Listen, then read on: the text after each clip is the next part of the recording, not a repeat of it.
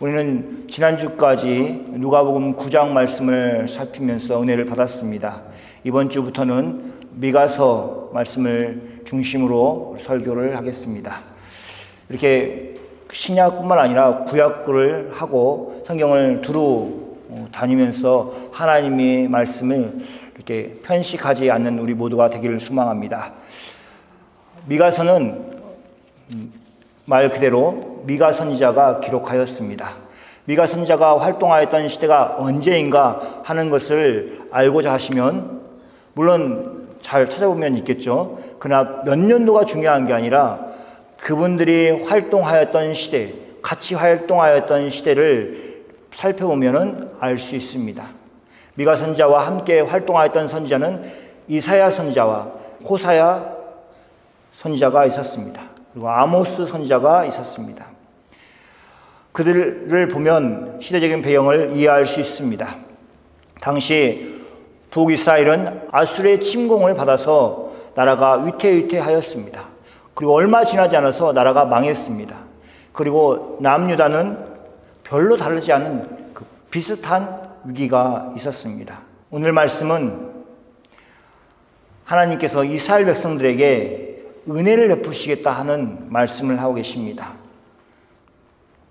첫째는 흩어진 백성들을 향해서 부르시는 하나님입니다. 마치 맹수 앞에서 양떼들이 다 흩어지는 것처럼 이스라엘 백성들은 아수르라는 적국 앞에서 온전히 흩어졌습니다. 마치 목자를 잃어버린 양떼처럼 다시 모이지 못하고 흩어짐을 면하지 못하였습니다. 그렇다면 이스라엘이 왜 흩어졌는가? 이스라엘은 왜 하나님께 심판을 받았는가? 하는 그런 질문을 할 수 있습니다. 미가 선지자는 이스라엘의 죄악이 때문에 그렇게 된 것이라고 밝히고 있습니다. 그래서 이스라엘의 죄악 때문에 하나님이 심판하셔서 이스라엘이 흩어질 수밖에 없는 것이라고 그렇게 소개하고 있습니다. 미가 선지자가 지적하는 이스라엘의 죄는 무엇인가 하는 것을 세 가지로 미가 선지자는 1장과 2장을 걸쳐서 설명하고 있습니다. 먼저는 미가 선지자는 이스라엘의 죄를 우상 숭배와 하나님을 떠남으로 지적하고 있습니다. 적국 아수르의 공격을 받아서 나라가 위태롭고 그런데 하나님을 바라보고 하나님께 향하여서 기도하고 그런 태도를 가지는 것이 아니라 하나님을 떠나는 태도, 하나님을 떠나는 것만은 아니라 다른 신 우상을 숭배하는 그런 죄를 지었습니다. 그들은 참 하나님을 버리고 우상 숭배의 길에 들어선 것입니다. 문제는 북이스라엘만 그런 것이 아니었습니다. 예루살렘 성전이 있는 하나님이 거하시겠다고 하신 그 성전이 있는 남유다까지 우상 숭배의 죄를 지었습니다. 그래서 그들이 하나님의 심판을 받아서 멸망할 수밖에 없는 그런 처지에 있었습니다. 두 번째는 그들의 죄는 탐욕과 사회적인 불의였습니다. 미가 선지자는 그 시대에 사람들이 가지고 있었던 탐욕에 대해서 지적을 하고 있습니다. 우리는 다 탐욕을 가지고 있죠. 그렇지만 힘이 없으면 그 탐욕을 밖으로 드러낼 수가 없습니다. 그러니까 사회적인 지위가 높은 사람들, 강자인 사람들, 그 사람들은 아무 거리낌 없이 탐욕을 사회에 보였던 것입니다. 가난한 자들의 재산을 약탈하는 것, 노동력을 사용하는 것, 값없이 사용하는 것, 그것에 대해서 지적을 하고 있습니다. 법은 불의한 자들의 탐욕을 보호하였습니다. 법이 가난한 자들, 약한 자들의 보호하는 게 아니라 오히려 가난한 자들은 무방비 상태에 있었습니다. 하나님은 그런 시대를 오래 지켜보지 않았습니다. 이스라엘을 멸망시키고 지도자였던 사람들, 그들이 포로가 되었습니다. 부유하였던 사람들이 포로가 되어서 아무것도 없이 바벨론으로 또 아수르의 정책에 의해서 그렇게 뿔뿔이 흩어졌습니다.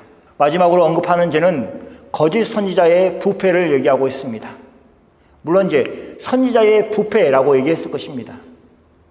그러나 그 선지자는 참 선지자가 아니었습니다. 왜냐하면 하나님의 말씀을 대언하는 선지자가 이스라엘의 죄를 지적하고 그들이 회개하고 하나님께로 돌아오는 것이 그들의 일이었지만은 부패한 선지자들은 그렇게 하지 않았습니다. 권력에게 아부하고 좋은 말을 하고 부유한 자들의 듣기 편한 말을 하였습니다. 그들은 참 선지자가 아니었습니다. 그러니 하나님의 말씀을 전할 수가 없었습니다. 이러한 죄악으로 인해서 이스라엘은 위기 가운데 있는 것입니다. 극기야는 나라가 하나님에 의해서, 누구에 의해서가 아니라 하나님에 의해서 망했습니다. 그런 시대에 미가 선지자와 같은 선지자들은, 참 선지자들은 이스라엘에게 하나님께로 돌아오라고 촉구하였습니다. 외쳤습니다. 그러나 이스라엘은 돌아오지 않았습니다. 그들은 우상 숭배를 계속할 뿐이고 약한 자들을 학대하고 그들의 것을 빼앗는 데 열심이었습니다. 사회적으로 불의를 행하였습니다. 이것은 하나님이 아닌 다른 신을 섬기는 민족에게나 개인에게나 피할 수 없는 길입니다. 이스라엘도 예외는 아니었습니다. 하나님을 떠난 이스라엘은 그렇게 살 수밖에 없는 운명이었습니다. 하나님의 심판으로 이스라엘이 망하고 흩어져 버렸습니다. 그런데 그 심판의 결과로 흩어져 버린 모든 사람들을 하나님이 미가 선지자를 통해서 심판의 메시지만 하신 것이 아니라 소망의 하나님인 것을 보여주셨습니다. 야곱아, 내가 반드시 너희 무리를 다 모으며 내가 반드시 이스라엘의 남은 자를 모으고 심판으로 흩어져 있는 이스라엘을 하나님이 다 모으시겠다고 그렇게 하셨습니다.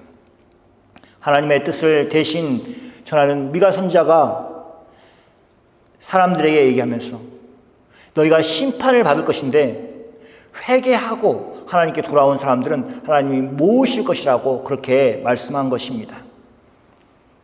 그럼 우리 생각에는 미가 선지자의 말을 듣고 지금 돌아가는 꼴을 보니까 망하겠구나.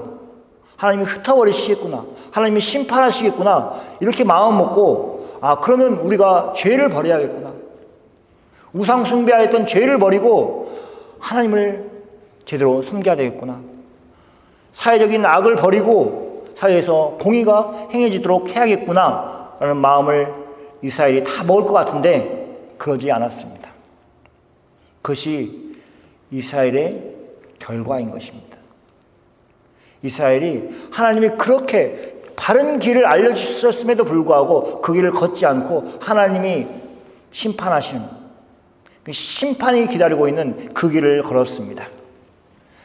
우리도 하나님을 믿지 않은 사람들에게 예수님을 믿고 하나님이 기뻐하는 삶을 살아가고 그렇게 권할 때가 있습니다.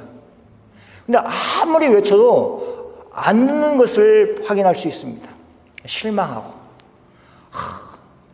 도저히 변화되지 않는구나 이렇게 절망할 때가 있습니다. 그럼 왜 미가 선지자는 하나님이 회복하시겠다 하시는 말씀을 이스라엘에게 하고 있는 것입니까? 이것이 우리가 복음을 전하고 받지 않고 듣지 않는 사람들에게 전해야 될 이유가 있습니다. 그것은 미가 선지자가 그렇게 하였던 것은 그들이 돌아오기만을 목표로 한 것이 아니고 그것만이 목표였다면 금방 실망하고 다른 선지자들이 걸었던 부패의 길을 걸었을 것입니다. 그런데 그는 하나님을 믿었습니다. 그것을 귀 있는 사람은 하나님의 말씀을 듣고 하나님을 바라볼 것이라고 믿고 그렇게 전하였던 것입니다. 끝내 돌이키지 않는 이스라엘 백성들이 흩어질 때에 자기의 말을 기억하고 하나님 안에서 소망을 가지도록 그렇게 하였습니다. 그러니까 여러분이 복음을 전하여도 당장 열매를 맺지 못하여도 심으십시오. 그러면 하나님의 때에 정말 여러분이 기쁨할 만한 그런 결과를 가져오실 것입니다. 우리는 예수를 믿고 행동을 바꾼 사람들입니다. 하나님께서 특별히 사랑하셔서 은혜를 주신 사람들입니다. 여러분과 제가 그 은혜를 받았습니다. 영적인 비밀을 안고 있는 교회가 이 사실을 세상에 선포하기를 원합니다. 우리의 이야기가 우리의 노력으로 그렇게 되어지는 것이 아닙니다. 예수님의 은혜로 이루어지는 일이기 때문에 하나님께 감사하고 찬양하는 우리 모두가 되기를 소망합니다. 두 번째는 새로운 길을 여시는 하나님입니다. 하나님께서 이스라엘을 회복하시겠다는 약속을 하시면서 그 속에 있는 말씀입니다. 길을 여는 자가 그들 앞에 올라가 길을 열어 성문에 이르러서는 그리로 나아갈 것이며 라는 말씀입니다. 여기에 길을 여는 자는 돌파한다, 나아간다 하는 뜻을 가지고 있습니다. 마치 상대가 엄청 많은데 거기를 뚫고 돌파해서 나아가는 것 같은 그런 모습입니다. 장애물이 있겠죠. 그런데 그 장애를 뚫고 나아가는 것 같은 그런 모습입니다. 이스라엘을 단지 모을 뿐만 아니라 하나님이 그들의 처한 환경 가운데 그 열악한 환경, 좋지 않은 환경, 거기를 그냥 머물러 있게 놔두지 않으시고 돌파해서 하나님이 원하시는 자리까지 그렇게 이끌어 가시는 하나님, 길을 여시는 하나님이십니다. 하나님께서 애굽에서 종살이하는 이스라엘을 불러 모으셨습니다. 단순히 그들을 한자리에 모은 것이 아니었습니다. 하나님은 이스라엘을 억압하고 고단한 노역을 시키는 애굽 세력을 돌파하시고 그들을 여러 갈래로 흩으시고 그리고 이스라엘에게 밖으로 나아갈 수 있도록 하셨습니다. 길을 여셨습니다. 이스라엘이 구원하는 과정은 새로운 길이었습니다. 이전에 애굽 종살이와는 다른 삶의 길이었습니다. 그것이 그들을 기다리고 있었습니다. 새로운 길을 여시는 분은 하나님이셨습니다. 미가 선지자의 예언에 나오는 길을 여는 자는 하나님이십니다. 하나님은 이스라엘을 모으신 뒤 그들을 위해서 길을 열어 성문을 통과해서 나가도록 인도하실 것이라고 약속하십니다. 성이 있고 문이 있습니다. 그 안에 사는 사람들은 보호를 받고 안전한 삶을 제공받습니다. 근데 자유한 사람들에게 해당되는 말이고 노예나 포로에게 해당되는 것은 아닙니다. 성문이 오히려 장애물이 되어서 막고 있는 문이 되어서 도저히 밖으로 나갈 수 없도록 그렇게 하는 역할을 하였습니다. 하나님은 굳게 닫힌 성문을 여시고 그 문을 통과해서 포로된 이스라엘을 자유케 하겠다고 그렇게 말씀하시는 것입니다. 예수님께서도 우리를 위해서 길을 여시는 분이셨습니다. 십자가 위에서 사단을 이기시고 승리하시며 사단의 손에 붙잡혀 있는 우리를 구원하셨습니다.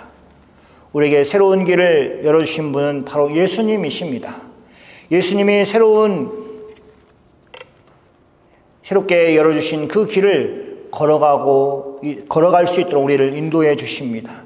그런 인도함을 받는 복된 여러분이 되기를 소망합니다.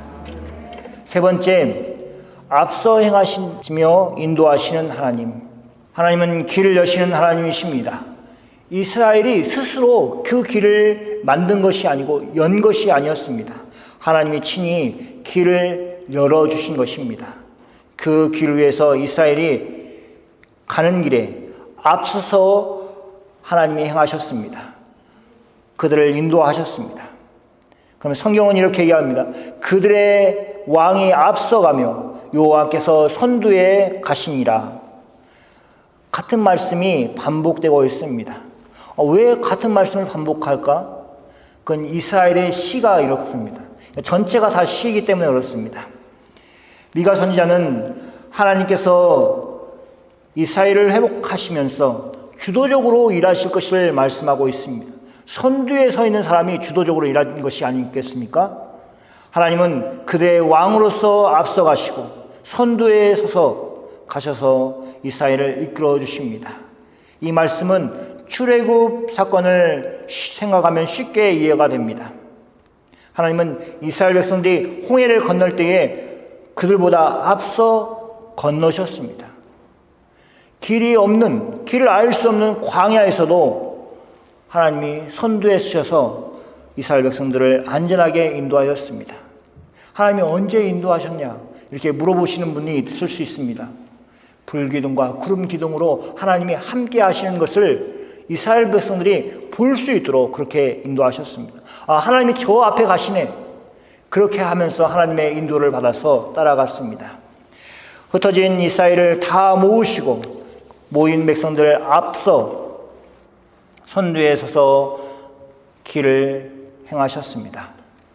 바벨론 포로로 생활하였던 이스라엘 백성들을 불러 예루살렘으로 향하는 그 여정에도 앞에 서서 선두에 서서 그렇게 행하셨습니다. 성경은 하나님이 자기 백성을 구원하시면서 앞서 가시면서 뒤를 따르는 백성에게 그 길을 따라오도록 그렇게 하고 계신다고 보여주고 있습니다. 우리가 읽은 12절과 13절 두 절은 형식으로 얘기하면 시입니다. 그렇게 보면 미가 선지자는 이스라엘 백성들에게 말할 때에 시로 말하였을 것입니다. 우리가 산문처럼 되어 있는 글보다 노래의 가사를 쉽게 기억하고 있는 것이 사실입니다. 시가 음악이 붙어서 된 것이 바로 노래입니다. 그러니까 이 두 구절을 하나님의 말씀을 쉽게 이해하고 그리고 깊이 생각에 간직할 수 있도록 기억할 수 있도록 그렇게 한 것입니다.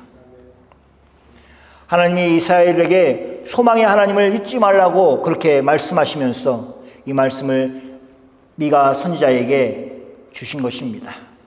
마치 우리에게 찬송가를 주신 것처럼 찬송가가 노래이지 않습니까? 그러니까 성경 말씀을 잘 기억하지 못해도 찬송가 가사는 기억을 합니다.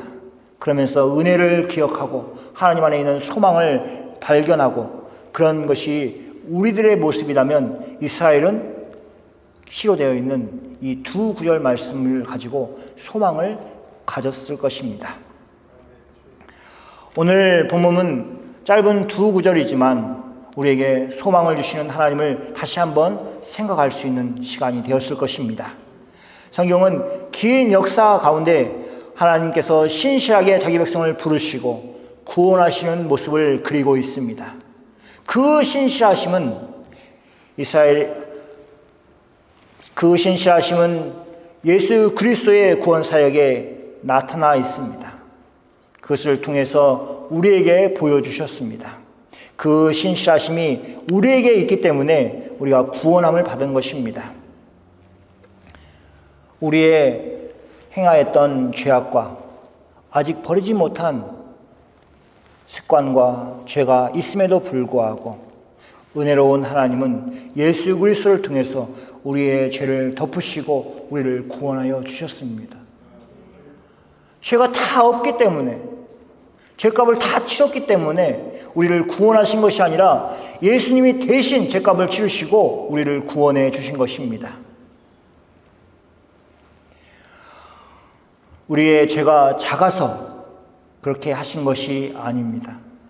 하나님의 은혜가 크고 놀라웠기 때문에 그 죄가 다 가릴 만큼 하나님의 은혜가 크기 때문에 풍성하기 때문에 그렇게 된 것이라는 것을 믿는 여러분이 다 되시기를 소망합니다.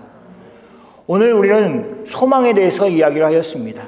이것은 이스라엘의 죄가 심각하지 않기 때문에 이렇게 하나님이 하신 것이 아닙니다. 우리가 아무리 이스라엘의 죄를 비판하고 그렇게 살지 말아야겠다, 살지 말자라고 한다고 해서 실천되어질 수 있는 것이 아닙니다.